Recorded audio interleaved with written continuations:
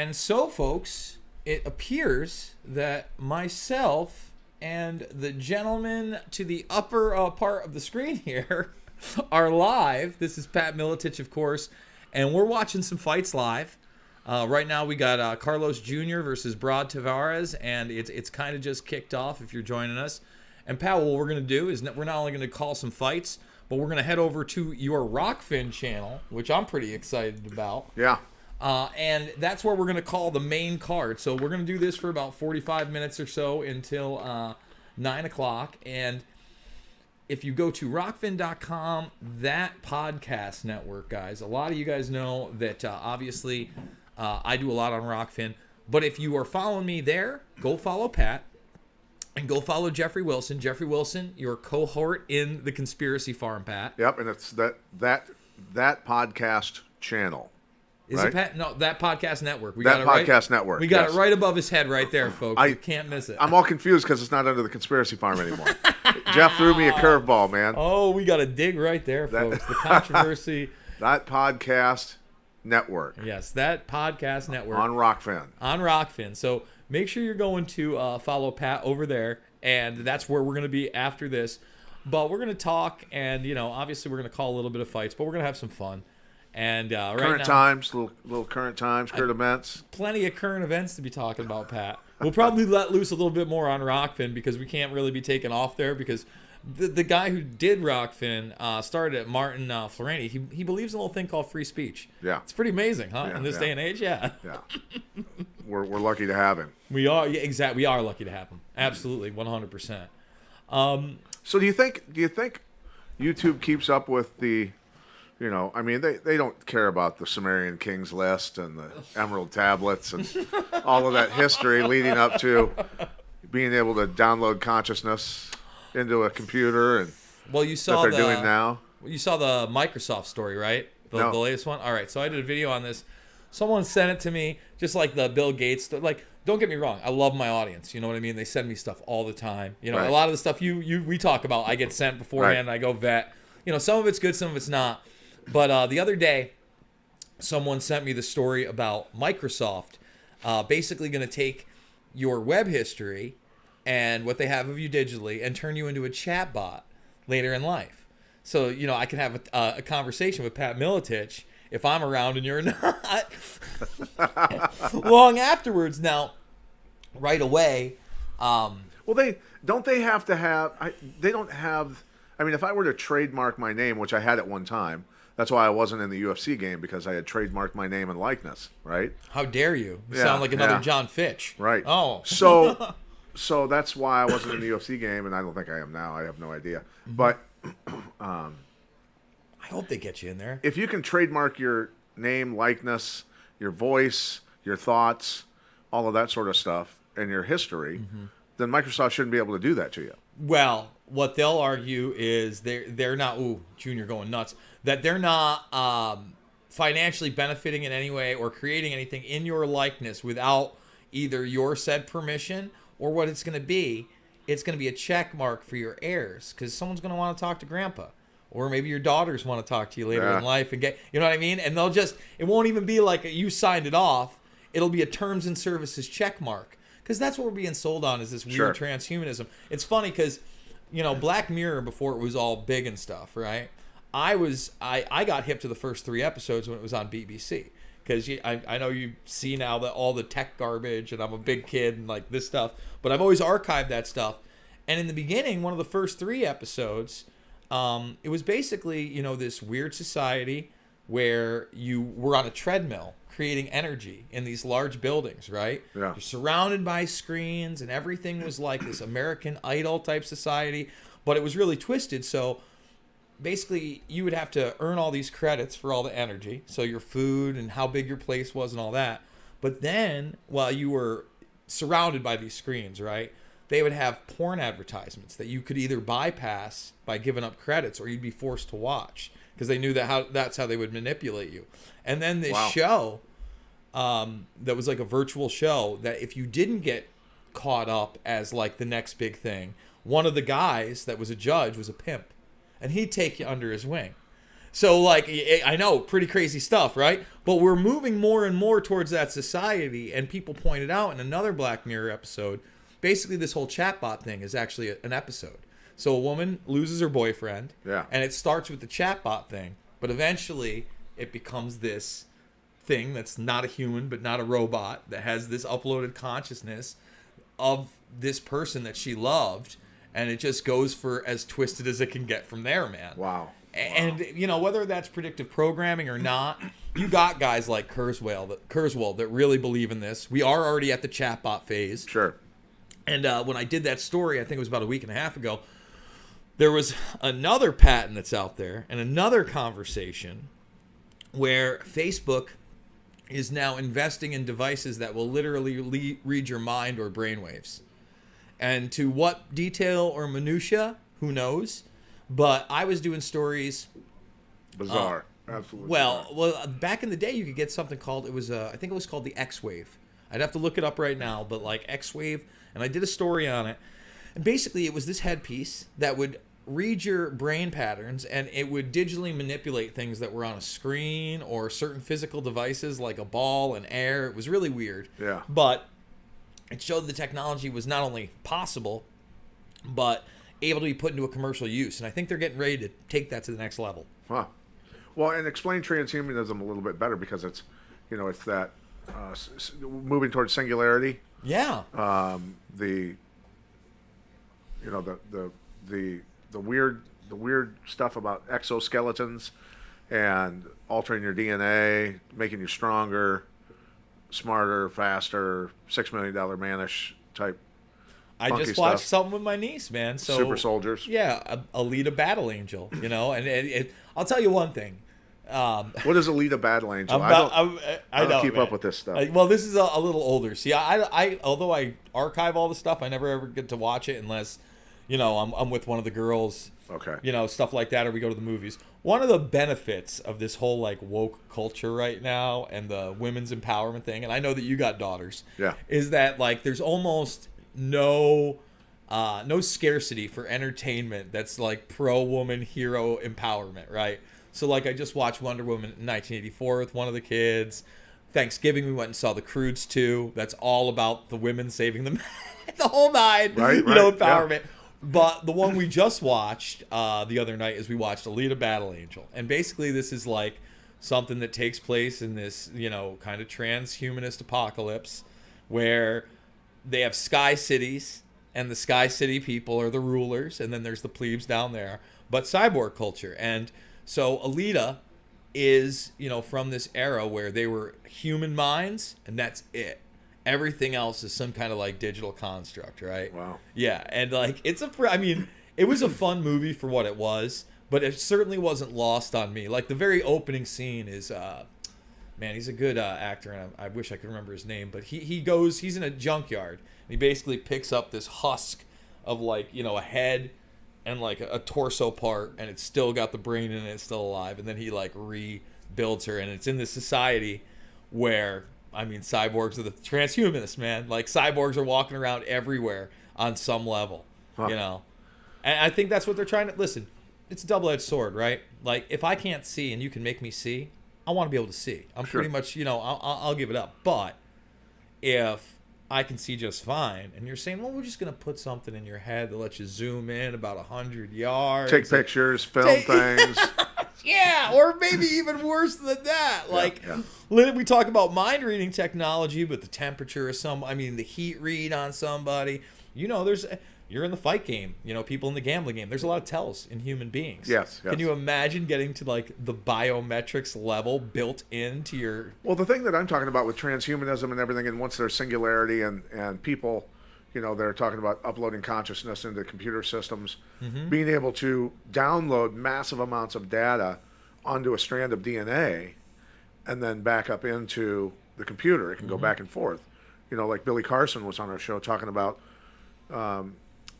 uploading the DNA and the consciousness of an ape into a computer, and it's just zeros and ones, but the zeros and ones think that they're the monkey thinks that it's climbing around in trees and eating bananas, right? That's for real.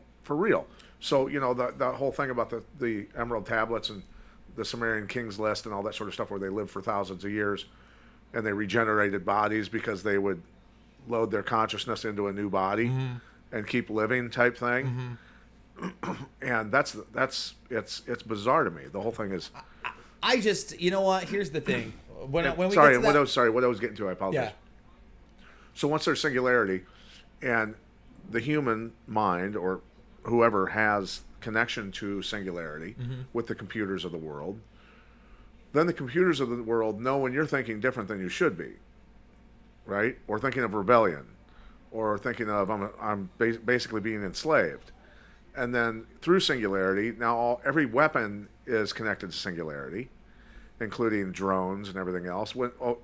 He's having bad thoughts. Let's go drone his ass, right? Well, listen, man, when you get to that level, right, first of all, I think you can get to the level you're talking about at the end there, where we're interconnected with the satellites and all that other stuff in a transhumanist world that isn't the singularity. I think that the singularity, that cell, is the big lie. And I know you're a religious guy. I'm not super religious, but I do believe that our consciousness, in one way or form, I don't think it just lies in our brain, right? Sure. You talk about like our 21 grams that leaves the body, or our intuition, or all those things. Right. And, we're kind of wired to think, well, everything that matters is in this brain and nervous system, our eyeballs, everything we can see and touch. Sure. And that's also kind of the sell on transhumanism and the singularity, that they can take your brain and they're going to upload that consciousness. But where I can, and just to be, the naysayer and all. Yeah, that. The contrarian would be, there's an argument that processed foods are changing because if you've got bad gut biome, it affects the way you think. People have mental illness because they have bad gut biome, right? All kinds of mental issues just because of that. Sure. So what's to say that they can't figure out something? I mean, okay, shitty food can turn you into an insane person. Right? Well, I think that the thing is that you're talking about, especially with the transhumanism and uploading consciousness and what they want. I mean, there's a reason they want Neuralink. There's a reason Musk is pushing that. There's a reason Starlink's in the air, and DARPA's going to have that all there too, because I think that they realize that, yes, there's only so far that they can get you with psychological warfare that we're constantly under, and propaganda. You PR. mean the 99% of the people I see at the grocery store walking around scared to death? I'll tell you what, man. So I was in Walmart again today. I picked up that little light right there, and it's so funny. I left it there in the cart. By the way, I was in a night. I totally forgot my life today. I don't even know what to say, Pat. So I go in there, and I always at least walk in with it, right? Yeah. But then my rule is, as soon as I see the first person without it, I'm done. So I was so happy as soon as I walked in and I turned the corner and I saw actually 3 people. I'm like, yep, goodbye. Yeah. That's it. And it's like, see, you're supposed to be the guy that motivates people to take their mask off. I know. Well, I got to start being that guy. On, bro. I know. Well, it depends on where I'm at. Because if I'm in a bar, I went out last night with Mike and the guys. Yeah. And actually, I got to spend some time with the guy who actually owns the drawing room. Okay. He was over at the Stockade. When I'm out in those places, there's no mask needed, at all, because everywhere, right? Everyone, it's not even just half; it's 3/4 or more that are not wearing them at all. When you get into that situation, it's just like, I see the old woman at the goddamn front, hunched over. She can barely fucking walk anyway. She's literally got the fucking the cane thing right there, and she's wearing her goddamn mask. She's on a fucking 4 to 8 hour That's shift. her freedom to do so. I get it, but I feel bad that I don't want to be the guy that triggers her to say something. That's why when I walk through and I wait, it's still not an excuse, because I also think to myself, man, what if somebody caught you in a goddamn picture, Burmis, with your goddamn mask on? You'd be fucking ashamed for the rest of your goddamn life. Well, you're just admitting it now. I know. Well, it's true. It's the things that are running through my I went looking for a TV stand today because I'm redoing my house and I'm moving furniture around constantly. Yep. I got a TV stand. My brother's been helping me. My sister's been helping me. So it's been a process. And so I had to go try and find a TV stand. Well, it's one of the things that's very scarce right now. Okay. Because of no manufacturing, right? Okay. Yep. So I went to Best Buy, and the guy goes, "Put your mask on," right? And I go, "Oh, no problem." I start to act like I'm pulling a handkerchief up, and I just drop it. Go in. Just walk right through. I walk back to the back, and I walk up to a guy in the electronics area, and I go, "Hey, I go, you guys have TV stands here? And he goes, well, we only got this one. And it's, what size is your TV? I said, well, it's 50-inch. And he goes, yeah, this will hold it. He goes, but he looks at me and he goes, it's $165. I go, for a TV stand? Mm-hmm. And he goes, yeah. He goes, go online. Go Yeah. So I didn't want to go online because I wanted to get it done. So I went to Target and I just walked in there without a mask on. Nobody said anything to me, but we went to a restaurant. I took my daughters out to dinner a while back. And now there's restaurants in Bettendorf, and I don't know about Davenport, but in Bettendorf there are particular restaurants that give you the freedom of choice. No, in Davenport too. Yeah, for sure. And those are the restaurants I'm gonna support. Me too. My favorite pizza place in Davenport, downtown Davenport, a girl working there yelled at me for not having the mask on. I went, I'm just not gonna. I'll see you later. I'm not spending my money here. Was it Harris? No, I'm not going to say the name. I'm not going to say the name. No, it wasn't Harris. No? It wasn't Harris. Absolutely not. Okay. So I'm just not going to give him my money. Yeah. If you're, the thought. It's like Nick Spahn, my good buddy who trained with me. Yeah, we got to get him in on this too. We got him in the podcast network. Absolutely. He's a fun He does podcasts. Does he? Yep. Okay. But he's a very sharp guy, very very intelligent. He's got a background in speaking and a background in hypnosis. And, that's right. A life coach and all this sort of stuff. Very bright guy. But, he and I were talking about how people really have to wake up. I told him the power of suggestion because I saw a comedian who's a hypnotist hypnotize 25 people on stage and a bunch of people in the crowd that said, yeah, okay, I'll try. They all got put out. So you got a Hell's Angel on stage giving birth to a baby, just doing completely moronic stuff. And then by the end of it, he said, when you wake up, you'll remember none of this. But when you walk outside, you're going to see thousands of UFOs in the sky. And then when you get in the vehicle, you won't remember anything at all. You won't remember the UFOs. You won't remember this. But if you're a smoker, if you light up a cigarette tonight, if you go to another bar or tomorrow morning, the cigarettes are going to taste awful. Right? And so it was many years ago, a girl I was dating was a smoker. But I got outside first and there was thousands of UFOs to these people. They're running around the parking lot screaming. Like it's War of the Worlds to them. And I'm amazed that the power of suggestion is doing this, right? Yeah. And then my girlfriend at the time lights up a cigarette at another bar and goes, oh, this is awful, and goes through 3 cigarettes like that and then just throws the pack away. And I went, this is incredible. So over the years, I've watched the media do the same thing, and he says the way Nick puts it is, having authority, and is like a direct hack past conscious thought. Like, is that true? Is it not? Straight into the lizard part of the brain. It just gets stuck right in there. Just because people look at someone on TV and say, well, this person must be an expert and they must be telling the truth, right? Mm-hmm. And so that's what we see the masses just simply being and he says, create an emotion, then make a suggestion. So then he translated that to a news story. Okay, you see the image of body bags. Mm-hmm. And then you see people in Beijing, China with masks on falling over dead on sidewalks. And then you see a bat in a bowl of soup. And then they tell you that it's the deadly coronavirus, and it's here, and you have to wear a mask, and you have to close your business. And that's how they did it. They showed the images, created an emotion. Oh, my God. Told you you're going to die if you're not careful. And boom, the whole country goes, we have to save grandma. We have to save everyone who could potentially die. Mm. We have to abandon our businesses. We have to abandon our lives. We have to destroy our country's economy because of images and then a suggestion. No, you're right, man. And, you even look at right now, Wuhan's open. A lot of people don't realize, you talked about, some places don't let you do masks. This state is pretty open. Like for Iowa. Yeah. Well, I'm just saying for the nation, for our state, our nation. I mean, when I was, other than that 4-week stretch, right, that encompassed the caged aggression event we did together, right? I haven't had an issue. That's when it was really ramped up. That's when I was getting worried. Obviously, I was worried after this inauguration where we're at. So far, so good. Keep it up, Governor. You don't want to fuck this one up. Keep it fucking up, man. But again, I had my buddy up here from New York, and he's a city guy. Yeah. He's not like me.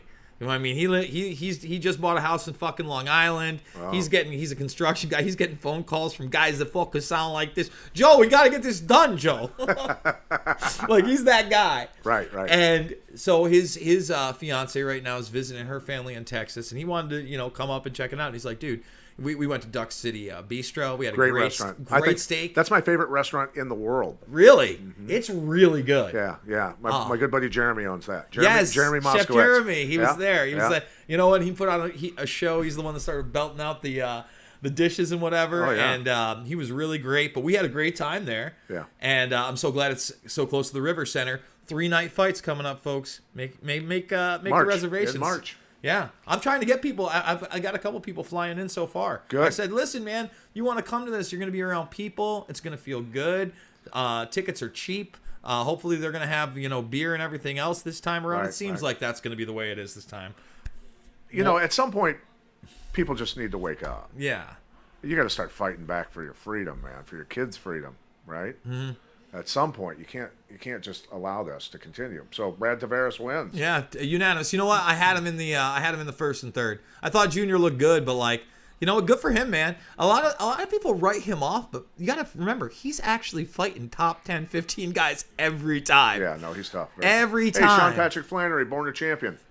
Yeah, this is one of your buddies, right? The dude from what is Boondock Saints and Boondock others. Saints. Yeah. I'm digging the new His goatee. movie Born a Champion, available now on digital on demand. Get it. Have you seen it yet? I have not. Well, I did watch it. He sent me sections of it. Okay. I'm trying to think. Who's that little character actor? I know him too. Oh, we got Dennis Quaid in this too, huh? And by the way, yes, Tavares gets it. Oh, Barboza, huh? But Sean Patrick Flannery, we had him on a podcast that I was doing with Ron Crook at the time. Okay. I tell you what, man. You talk about I'd love to get him on either the Conspiracy Farm or with you. Mm-hmm. Great discussion. Interesting. Great discussion. Brilliant guy. Very big on just doing the right thing for friends, for family, for country. Mm-hmm. All of that. Yeah, he's a good dude. I mean, I always like it when character actors actually do character acting stuff like that. You know what I mean? Right. Like, I love the original Boondock Saints. I thought the second one was pretty good too. A lot of people like to dog it, but it is a good movie. And I know, was it him or was it the other guy? I think it was the other guy. Yeah, it was the other guy, the other main brother in there. And he did that long stint on The Walking Dead too. And well, and really people don't realize that Sean Patrick Flannery, one of my favorite movies of all time, Powder. Oh yeah, he played Powder. Oh yeah, it's hard to tell, right? I went, holy shit, that's. A year after the fact, I saw the movie. I went, that Sean, what? Yeah. It was incredible. What a great performance. Yeah, that is a great movie. It sucks that the director's a pedophile. No, that guy really is like legit. Who was the director? You know what? Let's do it live, because an open secret who I follow. They hammer at home, right? So this is what we do, folks. We do it live, and remember. You want to we're going to be over here at rockfin.com, that podcast network, in a little over 20 minutes. That's where we're going to be. So let's see. Director, Powder, pedophile. Even Google won't be able to censor this one, Pat. Yes. The convicted Hollywood pedophile who won't go away. Yeah, he did Jeepers Creepers and all that other stuff too. You see, guys, I don't just talk smack here. Victor Salva. That's who we're talking about. So okay. Hollywood never got rid of them, and you know what? Well, why would they? They're Pat, a good number of them. Yes. Let's just put it that way. Hey, no, it's the worst kept secret out there, and I wish that more and more people would look at that very real issue. Again, the problem is that people get in on the fantasies. And they want to throw names like Tom Hanks out there that don't have any proof when this guy's fucking convicted. Yeah. You know what I'm saying? Right. And you look at the open secret and what they were able to put together on Bryan Singer, and you look at a guy like Kevin Spacey that tried to spin him getting a 14-year-old boy drunk in a hotel room and trying to sexually take advantage of him as I'm coming out. I'm coming out, man. Yeah. That's or Adam, the politician. Adam. Which one? Well, the Standard Hotel. I'm not sure which one that is. I know I mean, let me rattle off some politicians for Schiff. people. Schiff, is that true? See, that's my thing. I don't like Schiff. I think he's a dirty little liar. But I haven't seen him get convicted of anything or even stories when I've got Hassert, I've got Foley, I've got Weiner, I've got Ed Murray, and I'm probably missing a dozen other guys Barney Frank's another one. Barney Frank in the 1980s is running a brothel. He didn't know about it, of course, but the guy who was his aide, I think his name was Steve Gottlieb, I believe, if I butcher that. He was running it for him? He was like an underage call boy in a sex ring that he was paying $20,000 a year as his assistant, running the ring. And I think it was you know what, let's do it live, because we always do this live. Because I don't want to be, again, guys, I don't want disinformation. I don't want people to get me here. I think Chevy Chase, either elementary or the vice principal, was involved. All right? Wow. So let's go. Chevy Chase elementary call boy scandal. Let's see what we got. Chevy Chase principal resigns, WashingtonPost.com. Yes. Let's go to the images of it, because I know there's going to be some front page stories. Yes, here we go. So Washington Times. So this is involved here. Let's open it into a new tab. Open image in new tab. See, this is why technology is good. Yeah. So sex sold from congressman's apartment. School used as base for sex ring. That's disgusting, man. Now, this is all front page, mainline news, all from 30 years ago, whatever, 25 years ago, right. Long forgotten. Mm-hmm. But when I show people this, they go, what? And then now you got this. Now, there's a new thing out, Pat, that you really got to check out. Now, I'm going to type this in for people. I'm too behind. But let's see. The Clown and the Candyman. Why is this important? Because this is the one that's linking it all, my friend. So it's on all these different podcast networks. Let's go to Investigation Discovery, because they're the one that put it on. All right. This is linking a guy named Dean Carroll. To John Wayne Gacy? Not only to John Wayne Gacy, but to the Catholic ring in the 80s. Hold on. The Boy Scouts ring in the 80s, right? Man. And the CIA through a guy named Robert Lang. They also had their own, what was it, charity. They always have these charities for, little boys who are underprivileged. Yeah, they have to put up the front. They had an island, Pat, where they were bringing them. Oh. They had an island, Pat. So this is this is it. When I tell people now, I go, look, man, you want to talk about whatever's on a message board. This wasn't taking place in a pizza joint in Washington, D.C. It was taking place everywhere else. And who knows? Listen, that guy's Alefantis ain't a great guy. But the thing is, the way they spin it to make you say something like Hillary Clinton's running the sex trafficking ring. It's like, no, listen to this.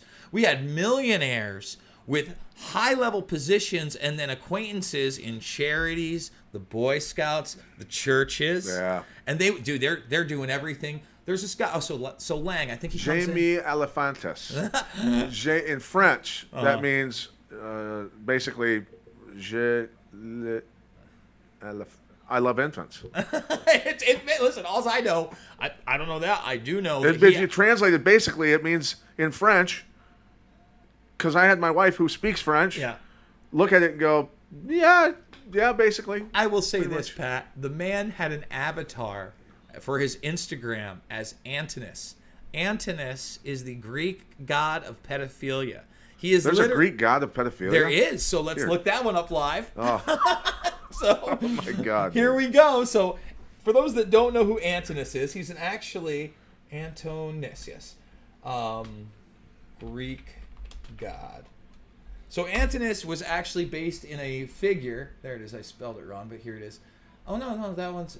It's in there. So Antinous was this basically boy toy of one of the Caesars, and he got godhood after he died as an eternal 13-year-old boy.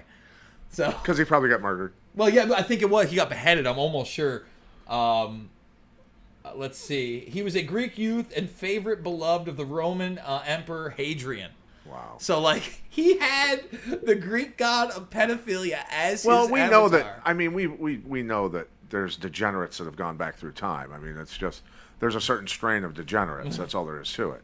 You're not wrong about that. And anyway, I really want people to check out. I know we're supposed to be talking MMA, and we got an interesting. We're talking about all kinds of stuff. I know it. But the Clown and the Candyman, dude, they're about 35, 40 minutes apiece, and the last one's about to come out. But this is where you can get based in reality and realize these cover-ups do exist. Yeah. These people are raping and snuffing out children. There's more to this than just, because, I start talking about this to some people, and now they go, "You QAnoner," and I'm like, got guys, nothing to do with it. nothing It's to real. QAnon. I'm like, guys, I've been talking against, and that's the thing. You can't, to most people like that are plugged into that whole, television, right? Yeah. And mainstream narrative. You start talking about this, that's what they call you. That you're a QAnon guy. And the mainstream more and more has been trying to link 9/11 truth and loose change to QAnon. Because that's their next censorship, man. Sure. Very early on, I was watching the Q stuff come out and going, okay, watch early next week, the skies over Michigan. And then they said a meteor hit and took out a garage, right? Yeah. I'm like, maybe it was a satellite and they just brought it down. Whatever. You know what I mean? To make it look like it. I mean, whatever. Dude. But, so much stuff. They drug it on for so long. You knew you're going, this is a psyop. Of course. This is a psyop. Listen, I'll tell you this. Again, and especially, even before they brought it in, but when they started talking to Sarah Gassara again, I remember being on InfoWars in those early days and people calling in and telling me about Nassara then, and then me looking at it, and I'm like, so you guys believe that this piece of legislation that's real are white hats that were in the government in the 90s through this act. Well, then how did 9/11 happen? like I don't get it. We already had it, and the white hats were, well, you got to understand, Jason. They're going to take care of everything. And then in the same way that they had all the indictment controversy, right, Pat? Right. They had, back in the day, there was Tom Flacco. I forget what his website was, but when Scooter Libby got indicted, he started putting out the story. There were all these indictments, and they were sealed, and that Dick Cheney was next. And that started some message board madness of its own. Right. And good kick. Man, he ate that pretty well, too. He rolled with that. Damn, that was a big kick. They've been going at it. Yeah, no, they have. So, I smelled it from the beginning. And I was just like, this is going to be so disappointing for so many people. Listen, man, again, we had some wins with Trump. We had some losses, too. He didn't pardon Assange at the end. He's pardoning Israeli spies. Right. But he did get us out of the Trans-Pacific Partnership. He did get better trade deals with China. There was more in my paycheck when I was running a bar. Right. These are realities. Sure. He did take away the penalty for not having health care. And he brought back the death sentence for violent criminals and treasonous shitbags. Right? Yeah, I wish we actually convicted people of real treason or tried them even for real treason. Yeah. But those days are long gone, my friend. Again, when they're looking at, they're trying to call like the selfie revolution that we were outside of, right, as like some kind of real insurrection. I missed, again, the insurrection that happened in a government building, right. The one where people are taking selfies in buffalo outfits and not throwing Molotov cocktails, like just me, know. Right. Yeah, I heard the news tonight talking about that, and I went, "This is And should I describe what I saw from my angle over there? Can we talk about that? Yeah, let's talk about it. I mean, we got to the Capitol way before anybody else, taking pictures with people all over the place, right? Mm-hmm. People recognizing me everywhere, and we get to the Capitol, to the barricades that are around it, down on the sidewalk there, and we got there way before the crowd got there. We left early, right, from the Trump speech. We were like, well, let's not get caught in this crowd. Let's get up front. So we got up front, off to the left center, and we stood there forever talking until the crowd gathered for another hour, probably another hour and a half at least, don't you think? Okay, yeah. It seemed like it? Yeah.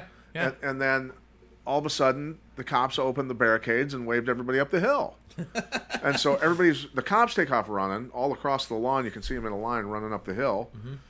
And we all looked at each other, the guys I was with, and went, no, something's not right with this. Well, I remember when you called me and you're like, yeah, I'm not even going up on the hill. He goes, we're hanging back.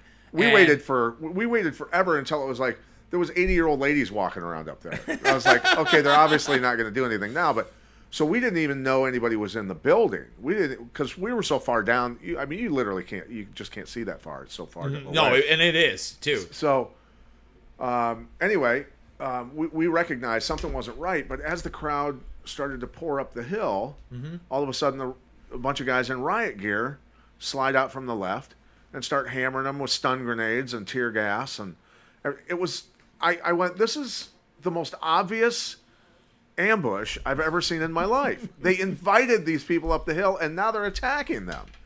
It was insane. It was absolutely a setup for the media. And again, to paint a narrative. A big setup. If at any time they thought that those people's physical lives were in jeopardy, I just want to explain to how it really would have went.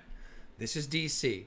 I've spoken with Cynthia McKinney. She is a member of Congress. The underground cities are real. Yes. There is an escape plan. They'll show you a lot of tunnels at the White House and the Capitol how these underground tunnels exist. If at any time they thought these people were going to be killed, they would have orderly taken them out of their holding facility and put them into the tunnels and escorted them out. They would not have had another vote at 8 p.m. Right. when we were having a steak dinner and talking about it so that they could certify the vote. That's what wouldn't have happened at all. So everything we're seeing is orchestrated down to every little event, literally. Yeah. You can see it. Yeah. Everything that we're seeing. Well, again, when we were talking about the inauguration, right, and not even the virtual parade, but the actual one, after you look at that show of military force, it's scary, man. Yeah. It is like a third world. And then with their virtual parade, again, it wasn't like they could get citizens out in favor of Joe Biden across community. Instead, you had these pre-packaged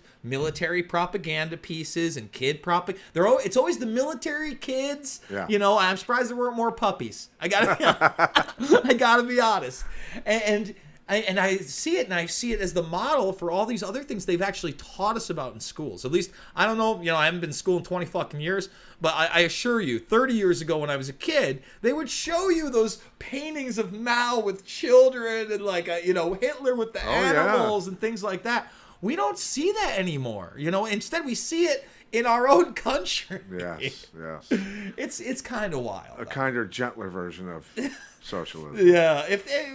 Again, at the end of the day, man, and it's kind of funny because we talk about socialism, right? But in my film, Invisible Empire, when Hitler had his own vision of the New World Order, and they were making fun of it in Disney, and they had Donald Duck doing the song about Hitler brings the world new order and all that stuff. Even what some people would argue our most socialist president, Franklin Delano Roosevelt, had to say. He says, yes, this man and their hypnotized followers want to bring us new order. It is not new, and it is not order. He talks about the regimentation of all human beings. Yeah. And they actually have that in D.C. carved in the new order comment. And he's with the dog. You know what? I'm bringing it up because people won't believe it. But Franklin Delano Roosevelt is with the dog. Franklin Roosevelt New Order Monument. Zarukian looking good here. He is looking good. Controlling. Let's see. There it is. The Franklin Delano Roosevelt Memorial. Too many monitors sometimes, guys. Thumbs the video up. And remember, we're going to Rockfin after this. You can see the link right up top there. We're going to do about 5 more minutes here, guys, and then we're going to go over exclusively for free over at Rockfin. But send the tips and the follows over to that podcast network. Make sure you come over with us. Let's see. So I want to go to images. Nope, I was 100% right once again. So let's bring it up. I remember I visited it, but he has his little dog. He's in a cape too in it, but it is a killer quote. Let's go to tools, size, large. Let's bring this one up. Boom, and there it is. They who seek to establish systems of government based on the regimentation of all human beings by a handful of individual rulers call this a new order. Yeah. It is not new, and it is not order. And if you don't think that's what they're trying right now, you better take a look at that dog, because he's serious right now. Looks a little Stalinish himself. Yeah, he does. That's the irony, right? It's literally the guy in the cape with the Stalinist dog, and he's opposing the fascism. And for the people out there that doubt this sort of stuff, Stalin starved 25 million Ukrainians by basically paying them not to all the farmers not to grow food and other tactics. Biden's trying to do the same thing. That's one of his policies that he wants to implement to make the earth more green by starving people because there's no grain. Pay the farmers not to plant anything. Just let the fields grow over with grass. I'm sure you saw the latest news about our lovely friend, Mr. Bill Gates, who just has so much love to give to just the United States and the entire world. You haven't. No, have you? Have you not? No. What? What do you do now?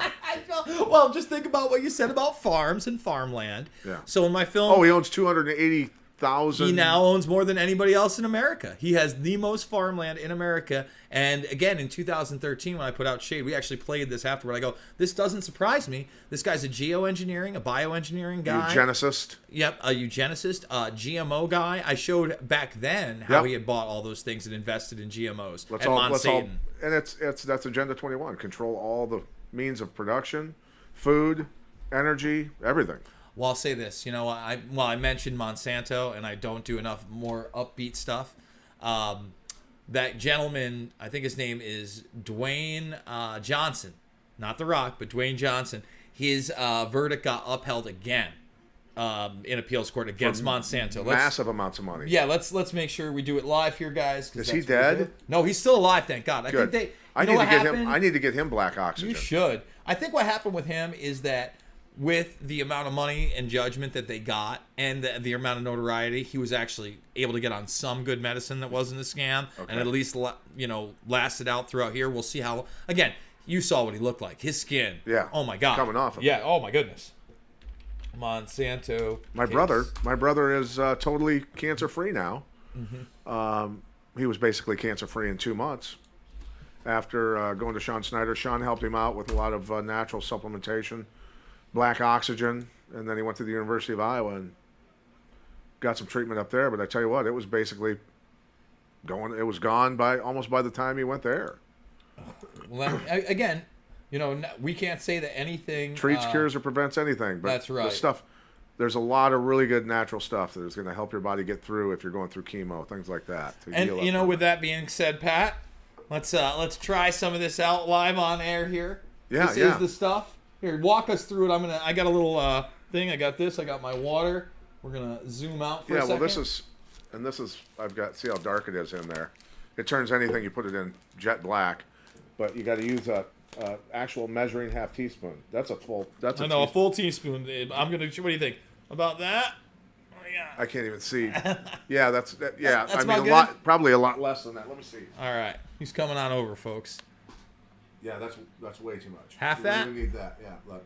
There we go. Just throw that back in. Boom. All right. Yeah. So we're doing it live. 45% more oxygen at a cellular level. 60 times its carrying weight to remove heavy metals, toxins, and even viruses from your cells.